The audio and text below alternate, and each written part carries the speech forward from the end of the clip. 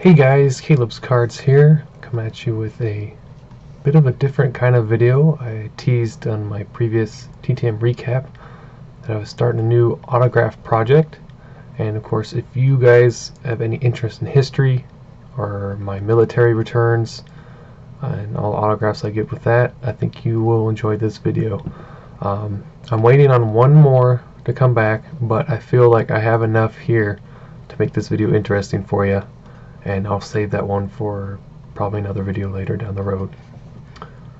But so what I decided about last weekend, I was thinking, I would love to be able to acquire some World War I veterans autographs, and there are unfortunately nobody is living from that era anymore. If they were, they'd be well into like their 120s. But I think the last one recently was like 2015 or so, or something like that, and they lived a long time. So I got to thinking, I wonder, how expensive these autographs are, and maybe people faking it and stuff like that. And so I went on the eBay and I actually found some reasonably priced autographs. If these are faked, I didn't pay that much for them that it wouldn't be really a problem. Also, I don't think they're not really that popular of a person that they would try to fake, so it wouldn't really make any sense.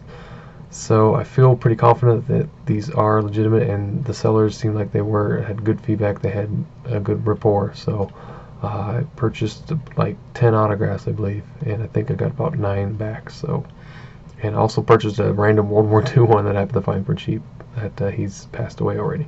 So I'll save that one for the end. But for the most part, this is World War I. So we're going to start it off, and I went to Wikipedia. Most of these guys are on Wikipedia, or you can find them on a couple other sites. If you Duke's barking, he's having a good time out there. Do apologize. So we'll start off with this one here. This is Mr. Arthur M. Moulton, and he was a World War I chaplain. Was part of the American Episcopal Bishop from Worcester, Massachusetts. He was born May 3rd, 1873, and passed away August 18th, 1962 at the age of 89 years old. And he was an ordained priest in 1901, served as chaplain during World War I to the field artillery in France, and he also has 2 books out, the memoir of Augustine H. Amory and It Comes to Pass.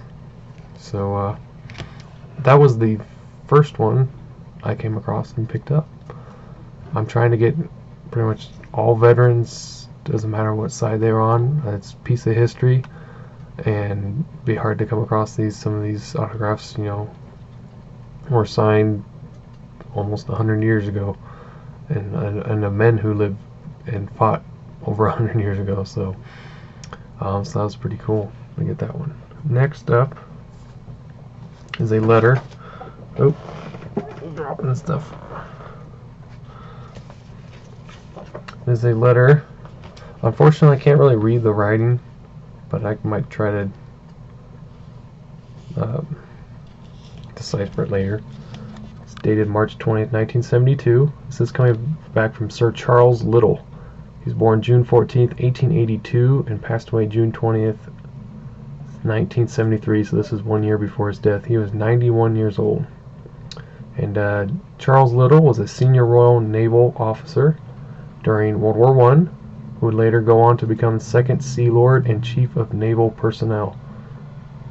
During World War I, he commanded the cruiser HMS Fearless and the Grand Fleet Submarine Flotilla from 1916 to 1918, and he also served during World War I as the head of British Joint Staff, or during World War II, I'm sorry, the head of British Joint Staff Mission to Washington, D.C., and he retired after World War II ended, and went on to live another, almost 50 years. So had a long life, and rose to pretty much one of the highest positions you can get to in the Navy, in the Royal Navy. He's probably like second in command there. So very cool. going to put this up here on the way because I run out of room here at the table.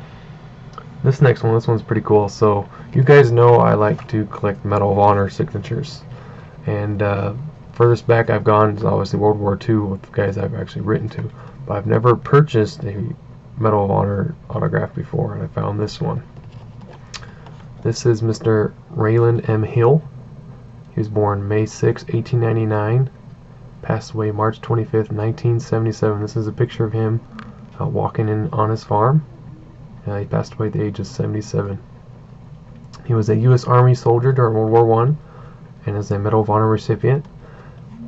He won it during near Donaval, France. I don't speak French, so I don't know if I pronounced it right. And I actually want to read to you a quote of how he earned the Medal of Honor. So, near Donaval, France, October 7th, 1918. Seeing a French airplane fall out of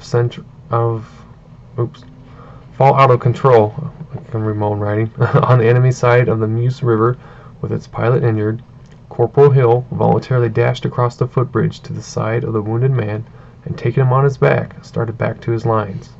During the entire exploit, he was subjected to murderous fire of enemy machine guns and artillery, but he successfully accomplished his mission and brought his man to a place of safety, a distance of several hundred yards. So this wasn't just, going 50 feet or something like that. He was going across several football fields. So truly remarkable feat of bravery. He's willing to sacrifice his own life for a French pilot. So that was really cool. And he's got a little bit more on his Wikipedia page, not a lot, if you want to read about it. Pretty much all these guys do. So I was trying to hit the highlights for you. Next up, this is a cut autograph from a letter. I got a picture to go along with it. Somebody included it. This is Robert C. Davis. He was born October 12, 1876 and died September 2nd, 1944. So towards the end of World War II. He died at the age of 67. And he was actually a Spanish-American War veteran. That's about the time when he officially started serving in the military. He was appointed to the U.S. Military Academy in 1894, made second lieutenant in the 17th Infantry Regiment, and served in the Spanish-American War and saw action in Cuba. And he saw action in popular battles during the war in El Caney and San Juan, where the Rough Riders would have been.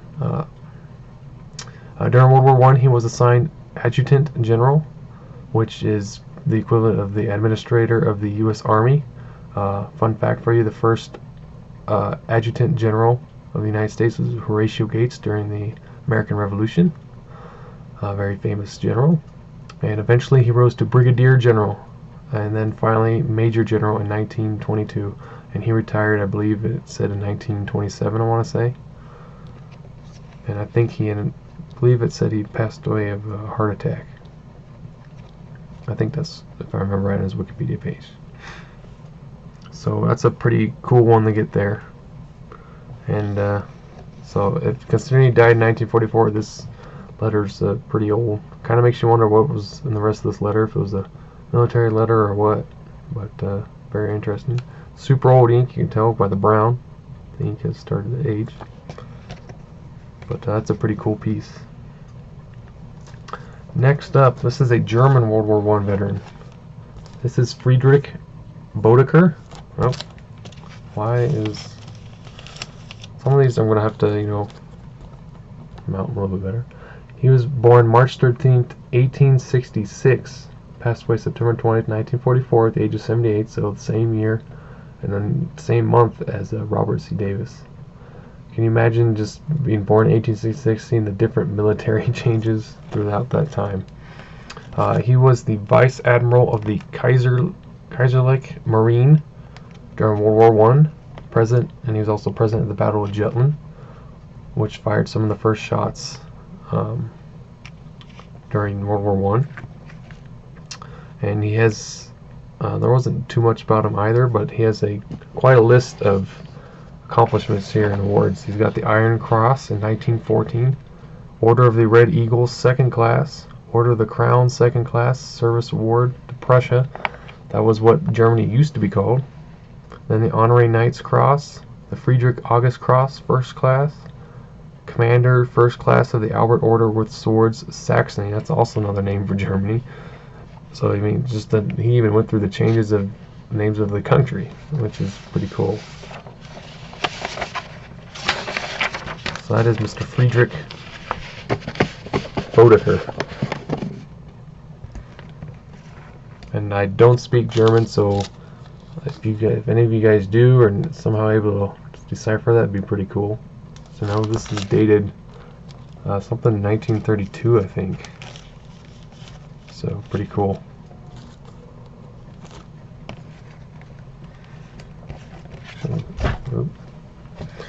I'm dropping my autographs, guys. I'm supposed to do that. Okay. This one's pretty cool. I actually bought it. Didn't know it at the time, but bought it from somebody who's on Star Tiger, and he is a prevalent military autograph collector. So that was pretty cool. I messaged him, told him, hey, saw I bought this from you. I thought that was pretty cool. And he's like, oh yeah. So at least I know, it's pretty sure it's legitimate, coming from somebody who's pretty active in the Star Tiger autograph community. So pretty cool. But this is Robley Rex. He was born May 2nd, 1901, and passed away April 28th, 2009, at the age of 107. So he lived a long time. He is not technically a World War I veteran, but he is kind of considered in there because he enlisted about 6 months after the armistice was signed, and served in the intelligence unit. So he didn't necessarily see battle during World War I, but he probably was still part of occupational activities and other missions after the war, and security purposes, I'm sure, and all that stuff. So he, in a way, still was around other World War I veterans, so he's kind of considered in there. And he's also known for being a centurion, living to be 100 or older. So, and didn't pass away that long ago either. And I think the guy I bought this from, got this about 2007, 2006. So he would have been still well into his hundreds. I think that's when he said when he got it. Next up, we got a cartoon drawing from a newspaper. This is Philip M. Schaff. Fortunately, there's not really anything about him on Wikipedia. I actually found more about him on StarTiger.com from when the person posted that they got this. At least I think they posted they got this, or somebody posted that they got some stuff from him. There is another Philip Schaff who's more famous than him, but I guess maybe that's why he's overshadowed. But he is a World War I veteran. I believe he also served during World War II as well. But he was born in 1895, passed away in 1993. He served as a State Army Commander, World War I balloonist, which they would deploy on land and sea for observing troop movements and artillery spotting and things like that. So very important during World War I, when not all the technological advances were happening like in World War II, but there was a lot of trench warfare, so they needed to see where the guys were moving, where the enemy was, and all the artillery, so they can clear it and move on from trench to trench. So very important job. So that's pretty cool. Yeah, I think he did serve in World War II, but I could be wrong. He may not have. He could have been retired by then. So pretty cool run right there.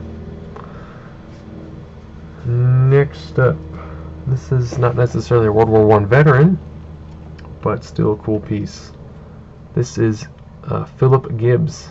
He was born May 1st, 1877, passed away March 10th, 1962. He is one of 5 official British World War I reporters, and he is a well-known and famed British journalist during the time. He also has a pretty significant Wikipedia page. So he was one of the men who was showing the people and telling the people what was going on during the war, trying to help keep their spirits up when they were getting victories. So Very cool to get that one. And final one for World War I, at least. This is Eugene S. Boner. He was born 22nd of January 1893, passed away September 5th, 1966, at the age of 73.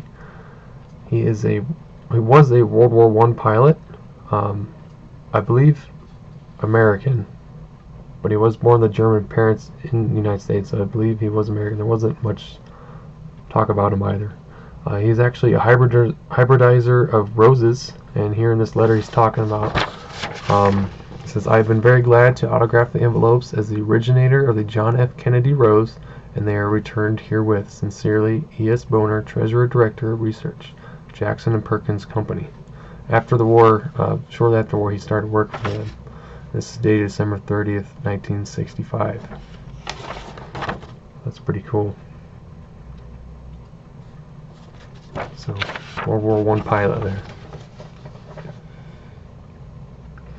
So that's my little World War I pickups that I got. Very excited to do this project, and I hope you guys enjoyed learning some history there. I do technically have a start of a collection of that. I don't know if I told this story. I might have at least told a few. Years ago when I was doing the Ancestry.com trying to put our family tree together, I came across this shoebox of all these old letters from my grandma's side of the family.